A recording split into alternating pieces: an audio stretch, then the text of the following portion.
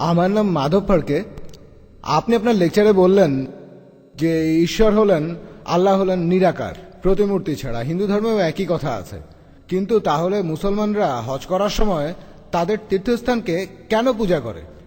কেন তারা কাবা ঘরকে উপাসনা করে? ভাই, আপনি খুব সুন্দর একটা প্রশ্ন করেছেন যে যখন ইসলামে ঈশ্বরের কোনো প্রতিকৃতি নেই, আল্লাহ সুবহানাহু ওয়া তাআলার কোনো আকার নেই, তাহলে মুসলমানরা কেন তীর্থস্থানকে পুজো করে? সেটা হলো কাবা শরীফ হজ করার সময়। ভাই, এটা একটা ভুল ধারণা। কোনো মুসলিম কখনোই কাবাকে পুজো করে না। এটা ভুল ধারণা অমুসলিমদের মধ্যে যে মুসলমানরা কাবা শরীফকে পুজো করে। আমরা কেউ কাবা শরীফকে পুজো করি না। আমরা পুজো করি একমাত্র আল্লাহ সুবহানাহু ওয়া তাআলাকে। তাকে আমরা পৃথিবীতে দেখতে পাই না। আমরা যেটা বলি যে কাবা শরীফ হলো আমাদের কেবলা। কেবলা একটা আরবি শব্দ যার অর্থ হলো একটা দিক। কাবা হলো আমাদের কেবলা, কারণ আমরা মুসলিমরা একতায় বিশ্বাস করি, সব সময় একতা। যেমন ধরুন, আপনি যখন প্রার্থনা করছেন আল্লাহ সুবহানাহু ওয়া তাআলার কাছে, যখন সালাহ আদায় করেন, কেউ হয়তো বলবে উত্তর দিকে মুখ করে দাঁড়ায়, কেউ বলবে দক্ষিণ দিকে মুখ করে দাঁড়ায়, কেউ হয়তো বলবে পূর্ব দিকে, কেউ বলবে পশ্চিম দিকে। কোন দিকে দাঁড়াবো? আমরা একতায় বিশ্বাস করি।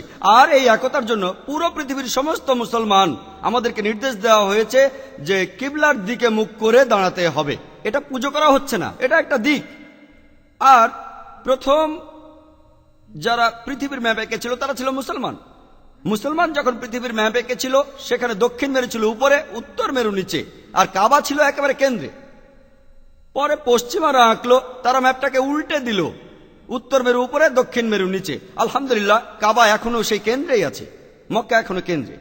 আর মক্কাকে কেন্দ্রে রেখে পৃথিবীর যে কোনো জায়গার যে কোনো মুসলমান যদি সে উত্তর দিকে থাকে কাবা শরীফের, তাহলে দক্ষিণে ফিরে দাঁড়াবে। আর যদি সে কাবা শরীফের দক্ষিণে থাকে তাহলে উত্তর দিকে ফিরে দাঁড়াবে। সারা পৃথিবীর সমস্ত মুসলমান একদিকে মুখ করে দাঁড়ায়। কাবা শরীফ আমাদের কেবলা বা দিক। মুসলমানরা একে পুজো করে না। আর যখন আমরা হজে যাই, হজ পালন করি, আমরা কাবার চারপাশে প্রদক্ষিণ করি। আমরা কাবার চারপাশে প্রদক্ষিণ করি কারণ সবাই জানে যে সব বৃত্তেরই মাত্র একটাই কেন্দ্র আছে। তাই আমরা কাবার চারপাশে প্রদক্ষিণ করি আর সাক্ষ্য দেই কেবলমাত্র একজন ঈশ্বর। আমরা কাবাকে পুজো করি না। আর ইসলাম ধর্মের দ্বিতীয় খলিফা হযরত ওমর রাদিয়াল্লাহু তাআলা আনহু তিনি বলেছেন, এটার উল্লেখ আছে সহিহ মুসলিমে, বুক অফ হজের দ্বিতীয় খণ্ডে। হযরত ওমর রাদিয়াল্লাহু তাআলা আনহু বলেছেন যে আমি কালো পাথরকে চুমু দেই, অর্থাৎ আল হাজরে আসওয়াদ, শুধুমাত্র এই কারণে যে আমাদের নবীজি চুমু দিয়েছিলেন। তা না হলে এই কালো পাথর আমাদের কোনো ক্ষতি করবে না, কোনো উপকারও করবে না। ইসলাম ধর্মের দ্বিতীয় খলিফা হযরত ওমর রাদিয়াল্লাহু তাআলা আনহু তিনি কথা নিশ্চিত করে বলেছেন যে কোনো মুসলিমই কালো পাথরকে পুজো করে না। এটা আমাদের কোনো ক্ষতি করবে না, আবার কোনো উপকারও করবে না।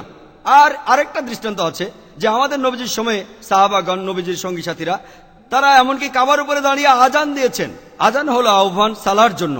লোকে একসময় কাবার উপর দাঁড়িয়ে আজান দিয়েছে।